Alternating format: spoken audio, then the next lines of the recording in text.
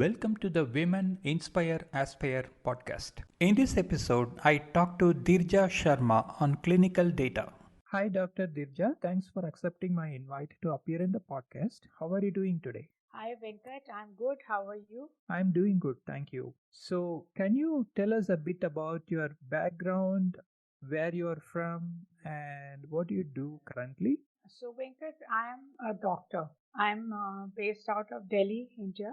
I've been practicing as a clinician now almost for 35 years. I trained to be an anesthesiologist. So I've been working as a clinical anesthesiologist, critical care specialist for almost 3 decades. On this journey, also became interested in medical quality, in patient safety. Maybe not many people know, but actually anesthesia amongst all the clinical medical specialty was the first one to actively pick up patient safety and quality as a paradigm. Because in anesthesia as a specialty, what we do is we have a specific start point and end point, and many times it has been compared to our working has been compared to that of an aeroplane cockpit. So, like safety is so important in a flight, similarly, safety is very important to us. So, I was very interested and worked a lot on patient safety and medical quality. From there, I also got interested and moved into digitization of healthcare and digitalization of healthcare processes, and now the artificial intelligence, use of artificial intelligence and its place in healthcare. Apart from this, as a sub caveat from my main specialty, I also uh, took specialization in palliative care and end of life care. So that is one aspect I'm really passionate about. Okay, wonderful. I have also heard that safety in anesthesia is so important. I have seen a couple of instances in which some of my relatives underwent operations, and when anesthesia was administered, uh, the people were so careful and they were so attentive in doing that. And there were briefings before the operation about what anesthesia does and how it can affect the patient and so on. So I could appreciate what you are saying. Thanks a lot for the great work on that. Now let's talk a bit about the digitization part of the medical data, and also you mentioned about quality as an aspect. So can you elaborate on those aspects a bit? First, I talk a little bit about quality, because quality as a concept is something which is seen across everywhere. It is like doing something right every time and each time.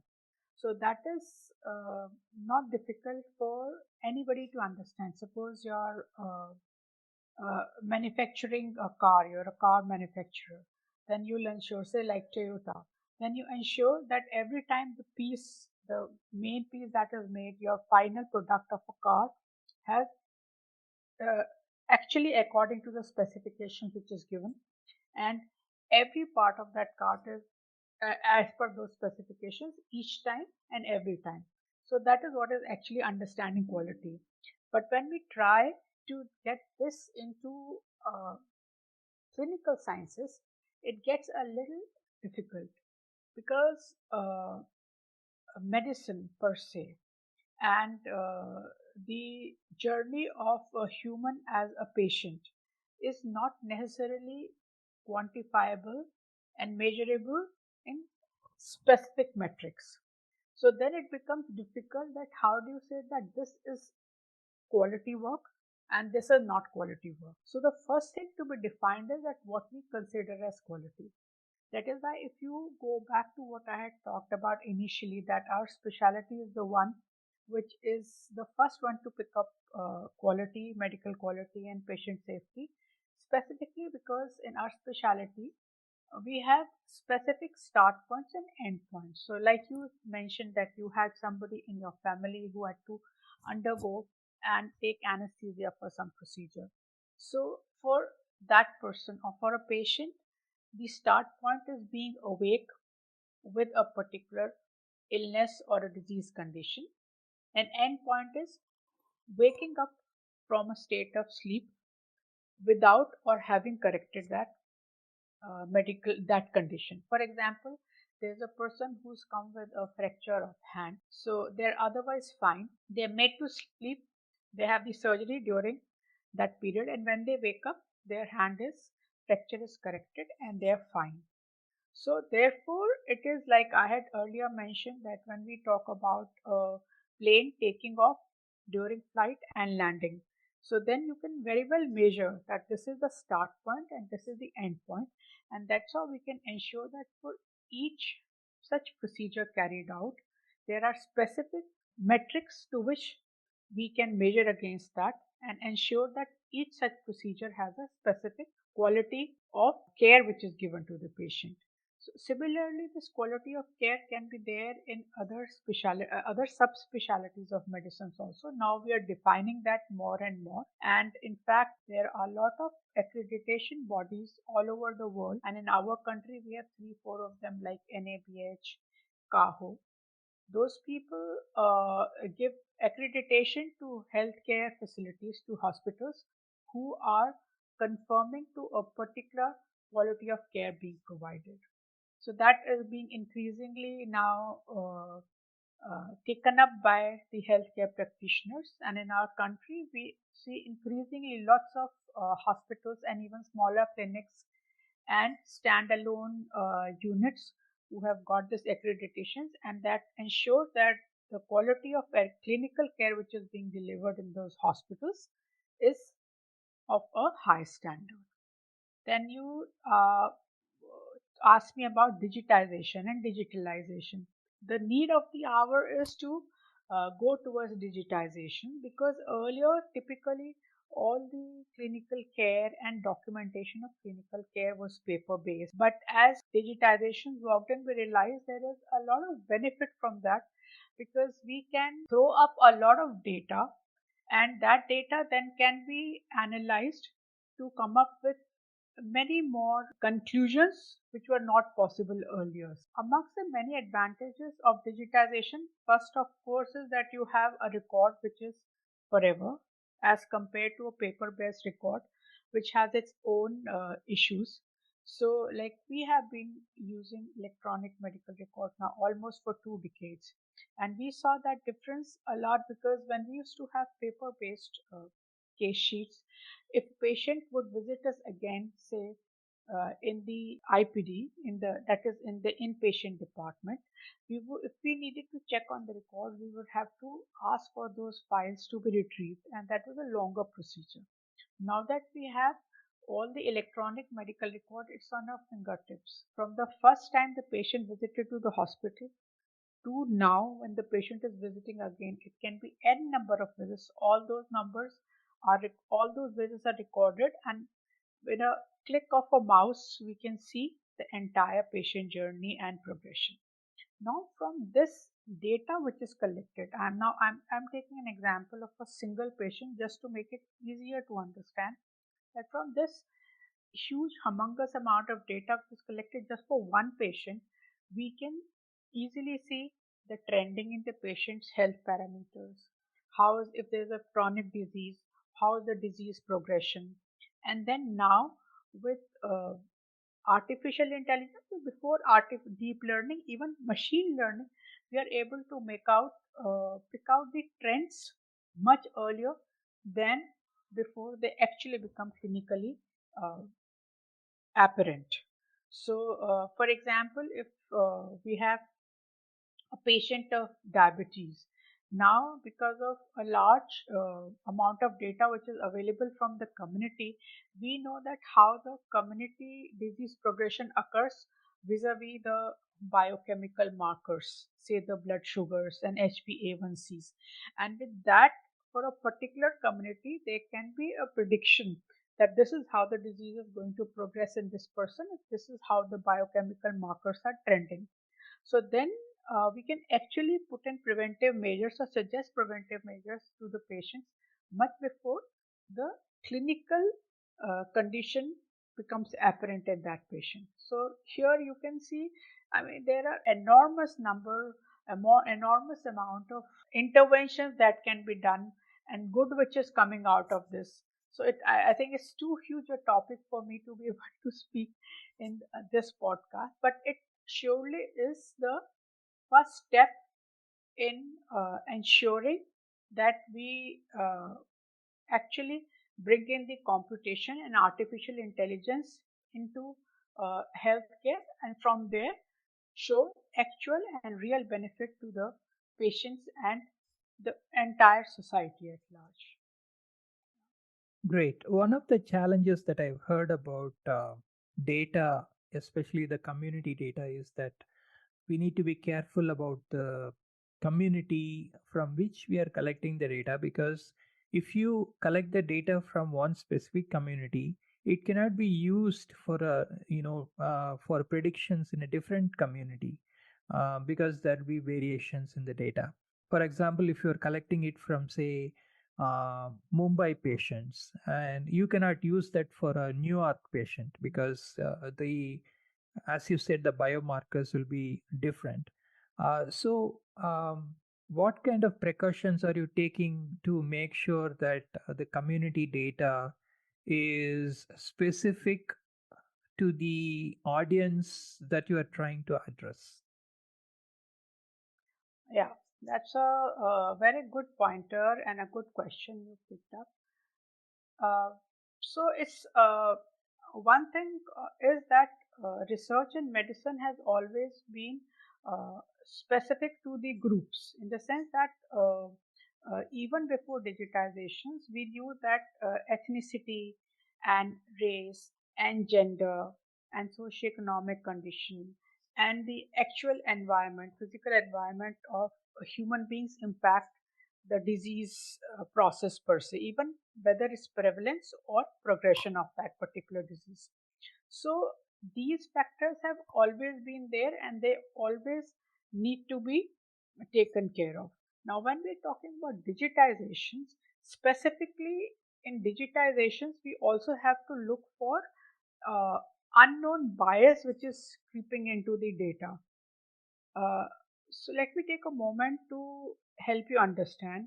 I hope I was able to make it clear that uh, different conditions for a group to be compared, this understanding was there. All these factors you considered even otherwise. But now when we're talking about data, the data needs to have some biases taken away, because suppose the machine which is going to handle this data does not is totally blind to such factors. It has no idea at all. So a person who's collecting the data, or a person who's putting in the questionnaire to collect this data, should ensure that they do not have such bias creeping in. So for example, when you talked about data being collected from Mumbai, or data being collected from China, or say Nigeria, we also have to ensure that the bias of a questionnaire or interviewer from a particular community is not transferred to the questionnaire or bias in the other community, because if this bias is not taken care of, then that data will be a faulty data even for the other community. For example, suppose there is a large, it's mainly a non-vegetarian eating community. Their main diet is non-vegetarian, and then on top of that there's a particular kind of food that they're taking,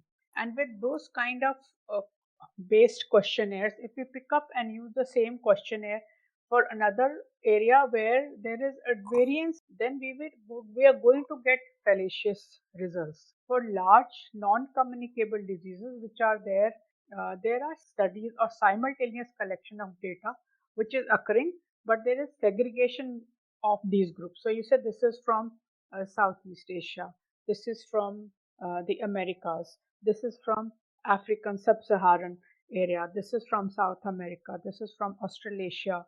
So we are then comparing those data and then coming up with guidelines and or predictive models or whatever that we are talking about.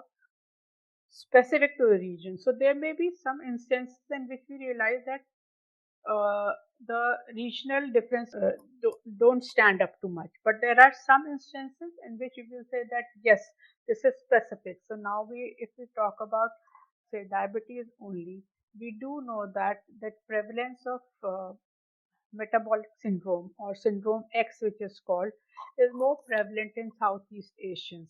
Even if such a racial heritage person walks into another socioeconomic environment, say like the US of A, their propensity or chance of having metabolic syndrome or diabetes will be higher compared to another person who's staying in the same social and same economic environment but having a different race.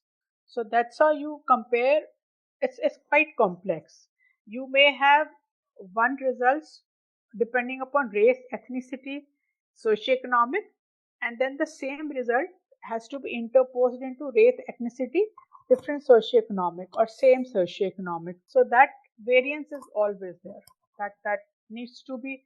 That is a huge. So that's why there is, in fact, now amongst the many new careers medical doctors. One is medical annotation. Many interesting careers like medical annotation, data annotation, which is now actually being done by doctors and medical practitioners, so that the data hygiene is maintained. Okay, great. Let's talk about the security of data because you are storing the data, you are digitizing it. Nowadays, data is being stored in the cloud. So, what kind of precautions are you taking to make sure that the data is not leaked and sensitive data is protected well? Well, that is the standard precautions. In fact, only a few days back I was just thinking that cloud has been a boon for us with respect specifically to security. I was just thinking because even though it seems as though it is like lying somewhere out there, data lying somewhere out there, it may be uh, again open to theft or other such cyber attacks.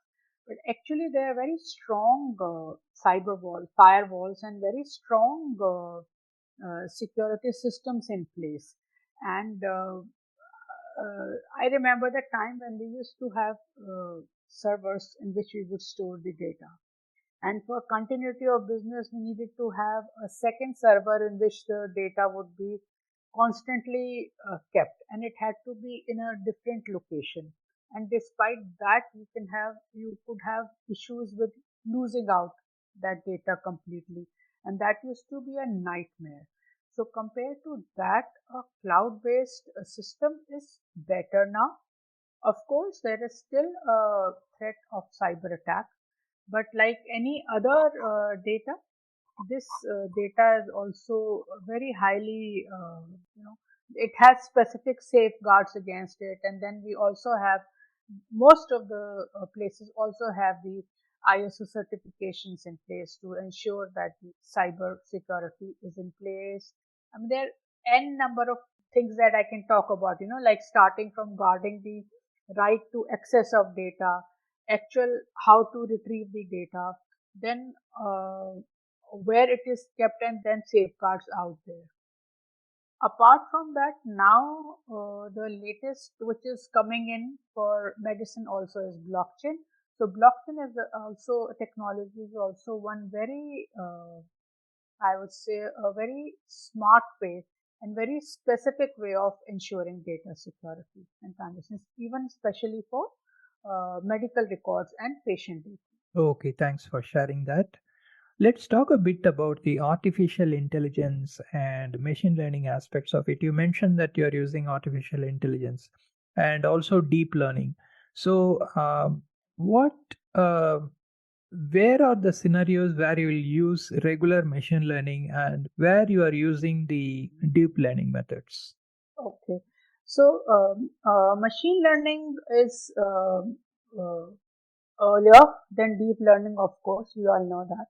So, when we used to have the hospital, I mean, even now we have, when we started with the hospital informatics system, And we would have, say, for example, supply chain management or simple appointment registry and stuff like that.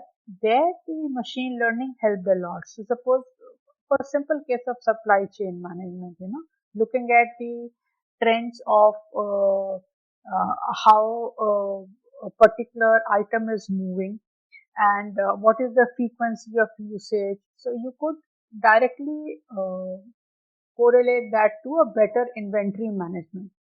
I'll give you a specific example. Say in operation theaters, we use, for example, use 10 kind of movable items for a particular operation. Then this operation is being done by 10 kind of operators, 10 kind of surgeons. So here you can see 10 into 10 combination and permutations of those 10 items which will be required. Surgeon A may use one particular item A1 20 times, while surgeon B may use A2 20 times. So then, in a traditional man-managed inventory system, there were many instances where you will have overstocking, understocking, or zero stock.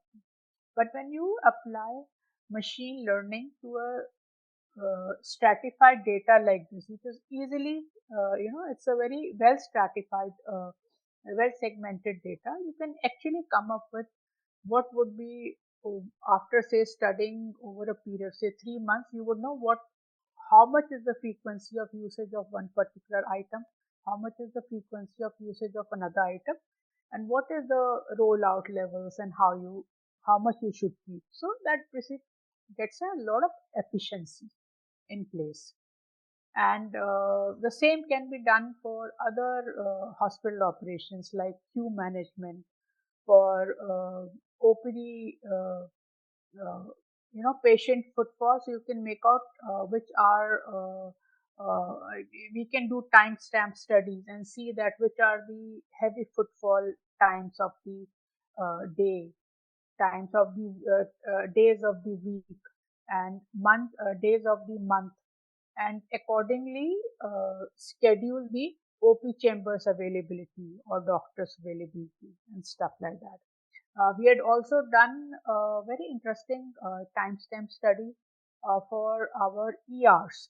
And then according to that, we had made the manpower availability, because we used to find out a particular time of the day there would be a large rush of patients into ER, say after our office hours and till midnight. That used to be the busiest time, because we realized that either people would be walking in after office, or that is the time when there would be more emergent conditions walking. So we would adjust the roster according to that, adjust the day of the week in which you will find out that there are more people walking in, adjust the roster. So these are just examples of how, and if you digitize this whole process, then ML can automatically throw up the suggestions also. So this was a plain and simple machine learning. But with use of RNNs and use of deep learning, uh, the most commonly used or at front aspect of medicine which is coming up is the image part of it. So there are two specialties in medicine: radiology and pathology, which already were working with some form of digitized images. Radiology, as you already know, X-rays, MRI, CT scan, they're already digitized. So there the RNN and deep learning has worked a lot, and we already have many projects working in. For example, there are now the X-ray chests which are being read by AI, and throwing up the uh, uh, possible aberrations therein. The MRIs are being read using AI.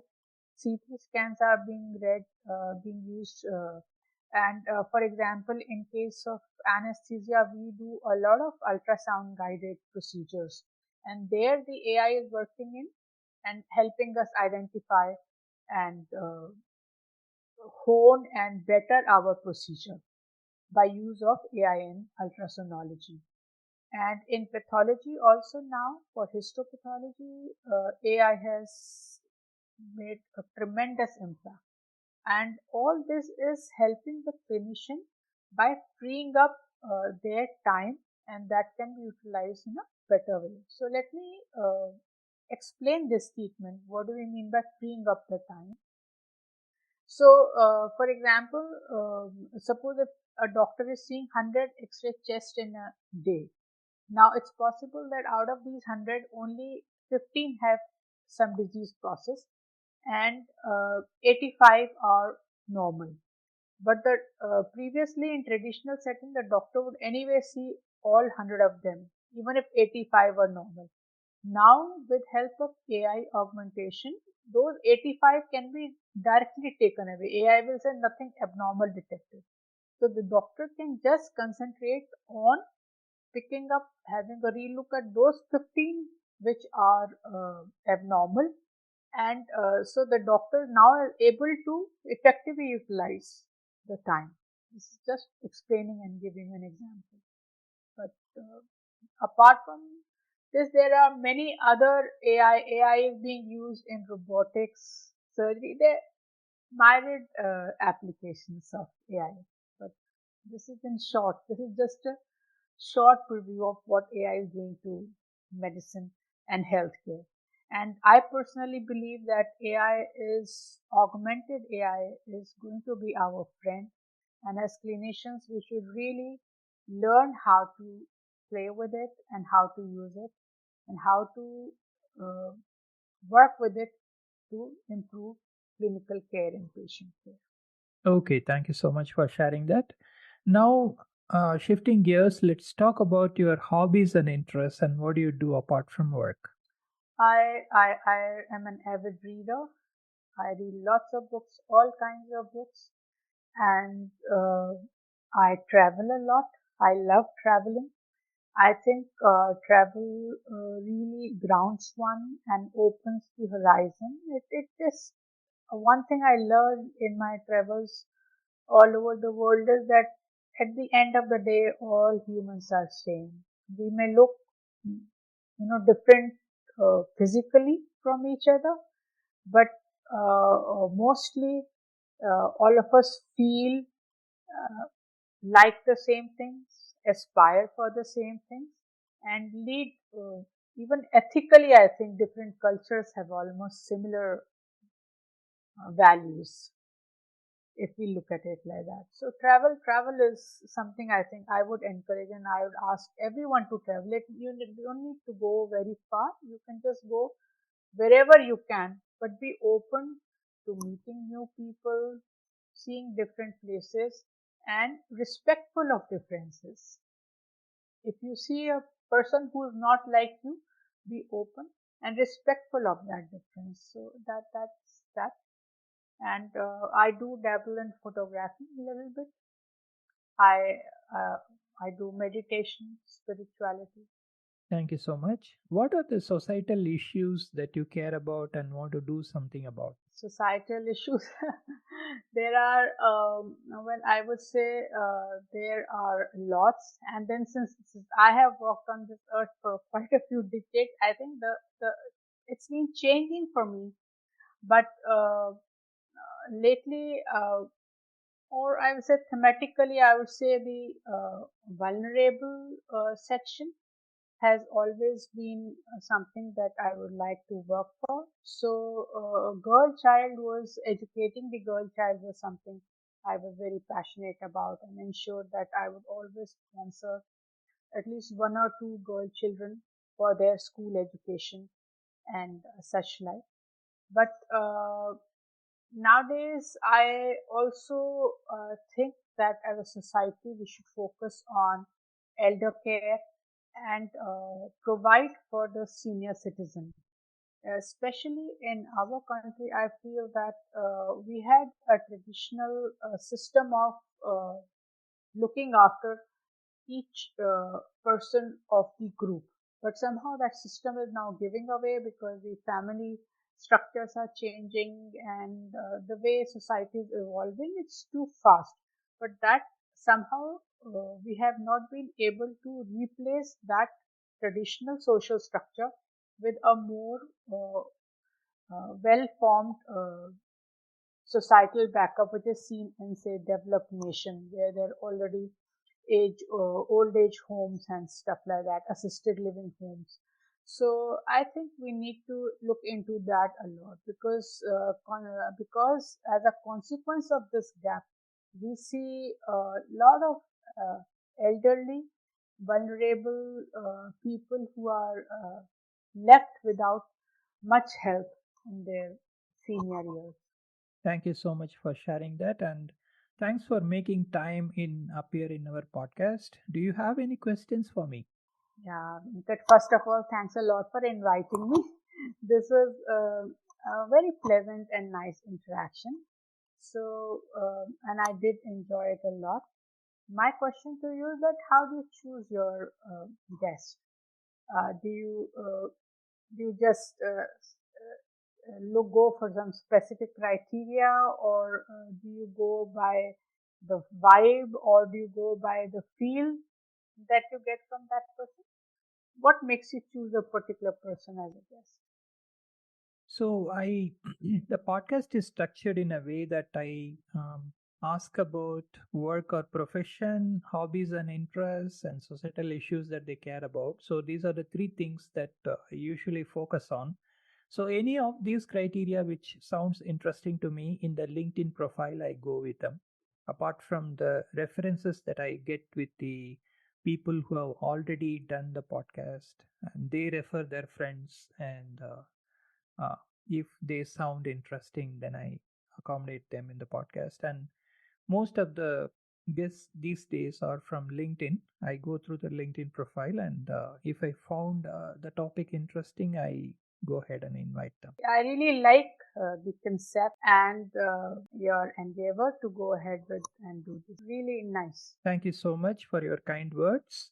I wish you all the best in whatever you are doing and whatever you are aspiring to do in life. Thanks once again for appearing in the podcast. Please take care and bye bye. Yeah, thanks, Venkat. Same to you. That was a great podcast with Dhirja Sharma. Please subscribe to this channel and follow it for more awesome podcasts. Opinions expressed by the guests in this podcast are their own. The host or the sponsors of the podcast do not condone the opinions expressed by the guests or the actions arising out of those opinions. Any decisions or actions that the listeners might take as a result of listening to this podcast must be based on their own judgment and will be at their own risk.